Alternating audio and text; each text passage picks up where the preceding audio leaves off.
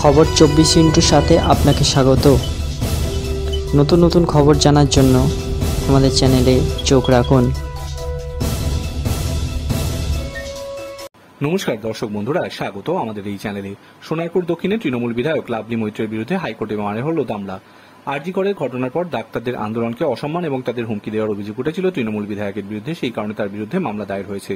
বুধবার মামলাটি উল্লেখ করেছেন আইনজীবী সব্যসাচী ভট্টাচার্য। তার বক্তব্য, প্রকাশ্য জনসভায় যেভাবে লাভলি মৈত্র চিকিৎসকদের হুমকি দিয়েছেন, অসম্মান করেছেন চিকিৎসকদের, তার বিরুদ্ধেই অভিযোগ জানাতে কলকাতা হাইকোর্টের দ্বারস্থ হয়েছেন।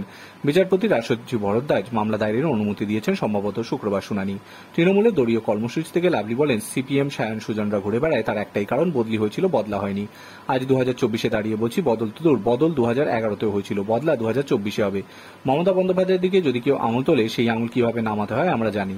উল্লেখ্য, লাভলির এই বক্তব্যের পরই শোরগোল পড়ে যায়, তাকে সতর্ক করে দল। শুধু তাই নয়, সোনারপুর থানায় অভিযোগ দায়ের করেন সিপিএম নেতা তথা আইনজীবী সায়ন বন্দ্যোপাধ্যায়। Bureau report.